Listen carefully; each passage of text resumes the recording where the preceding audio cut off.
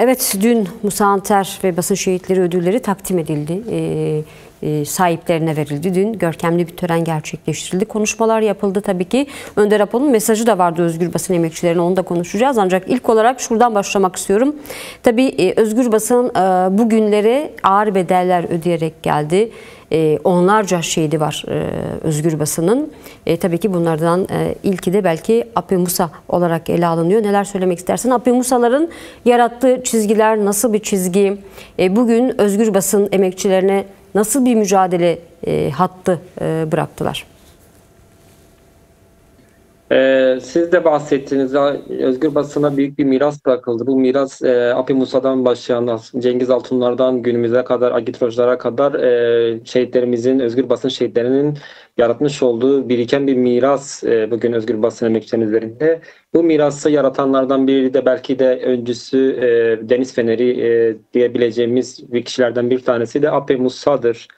Kürt Halk Önderi Abdullah Öcalan da hem daha önceki mesajlarında hem dünkü mesajlarında Ape Musa'yı tanımlarken gerçek bir yurtseverdi diyordu ve o noktasına özellikle çok önemli işaret ediyordu yurtseverliğine. Peki Ape Musa nasıl bir yurtseverdi? Kürt Halk Önderi Abdullah Öcalan da bahsediyor mesajında 1970'lerden sonra aslında belki 1940'lardan başlatan bir tarihsel süreci başlatıyor. 1940'lardan 1970'e ve sonrasına kadar aslında sol sosyalist hareketlerin de gelişmediği, tamamıyla faşist bir sistemin inkar üzerine kurduğu bir dönemde Ape Musa sözleriyle, mücadelesiyle, direnişiyle bu mücadele bir öncü oldu. Bir gazeteci kimliğin yanında siyasetçi kimliğiyle, edebiyatçı kimliğiyle de vardı aynı zamanda. Bu yüzden Kürt bilgesi diyoruz. Önemli bir mücadele yürüttü. Aslında Kürt'ün yasak olduğu denilen yerde Kürt varlığını defalarca dile getirdi. Yani Nine Nevela Kasaba sözleriyle, şiirleriyle, yazılarıyla Kürt'e yapılan katliamı yazılarıyla günümüze taşıdı. Biz de o mirası devralıyoruz. Ape Musa bize önemli bir yük bıraktı. Bu yük hakikatin her ne olursa olsun hakikati her yerde dile getirme yüküydü. Çünkü o hiçbir zaman vazgeçmedi. 1970'lerden 1992 yılına kadar inkarın en yoğun olduğu, asimilasyonun en yoğun olduğunda hiçbir zaman hakikaten vazgeçmedi. Kürt olduğunu her zaman dile getirdi ve bize bu mirası birinci olarak bıraktı. İkinci ise her zaman üreten bir noktadaydı. Ape Musa üretimini hiçbir zaman durdurmadı. Sadece kendini bir gazeteyle sınırlı tutmuyordu. Edebiyattan tutalım siyasete kadar her alanda nüfuz edebiliyordu sözleriyle. Kendisini geliştirebiliyordu. Aslında özgür basın kimliği taşıyan bir gazetecinin nasıl bir profilde olacağını Ape Musa'nın yaşamını okuduğumuzda biz bunu görebiliyoruz ve bugün bize düşen de bu mirası devralmaktı ve önümüze önemli özellikle bugünden sonra çok önemli bir rol düşüyor. Bu rolü de Sayın Abdullah Öcalan da söylüyor. Basının bu sürece katkı sunucu rolü iyi oynamalı diyor ve biz de şehitlerimizden aldığımız bu güçle bu rolü oynamaya hazırız diyoruz. Peki Selman, tam da bıraktığı noktadan devam edelim istiyorum. Tabii barış ve demokratik toplum sürecindeyiz. Bu süreçte basına düşen önemli sorumluluklar var. Sadece özgür basına değil. Tabii ki özgür basının rolü ve sorumlulukları daha da önemli. Ancak karşımızda sürece karşı propaganda, anti propagandasını yapan, saldırı gerçekleştiren, hem diliyle hem kullandıkları ibarelerle, aynı zamanda yazdıkları makalelerle tutum alan, sürece karşı tutum alan bir basın da var. Tam da bu noktada barış ve demokratik toplum sürecinin selamete kavuşması için, başarıyla sonuçlanması için, barış ortamının oluşması için özgür basın emekçilerine düşen sorumluluk ve görev nedir? Nasıl bir çizgi izlemeliyiz? Nasıl bir mücadele hattımız olmalı? Evet, aslında buradan da Ape Musa'nın geçmişine yad ederek buradan söze girmek istiyorum. Çünkü Ape Musa'nın bütün kitaplarını ve yazılarını, köşe yazılarını okuduğumuzda hep barışı dile getirmiştir. Onun kitaplarında savaş, çırtkanlığı, milliyetçi, ilkel milliyetçi çırtkanlıklar yoktu.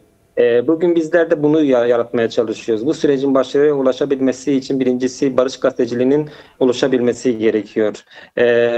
Barış gazeteciliği nedir? Savaş gazeteciliği nedir? Bunu biraz ayırtmak gerekiyor. Bunu ayırtırsak aslında doğru olanı da bulmuş olacağız.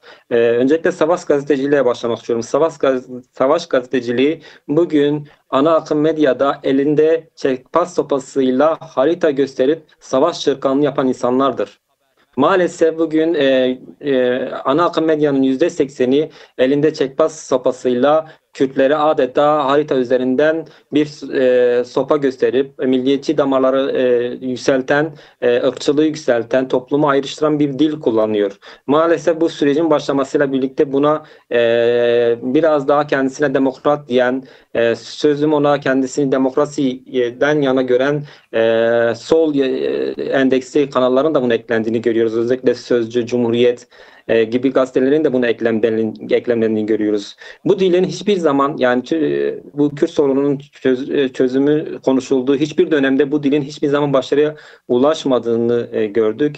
Biz de buna karşı barış gazeteciliğini oluşturalım diyoruz. Barış gazeteciliği savaşın dile getirilmediği bir dildir aslında barış gazeteciliğidir. Çekpas parayla savaş mühendisine soyunmayan gazeteciliktir. Tamamıyla hakikatin yükünü taşıma misyonudur. Yani barış gazeteciliğini yapan insanlar hakikatin yükünü taşır.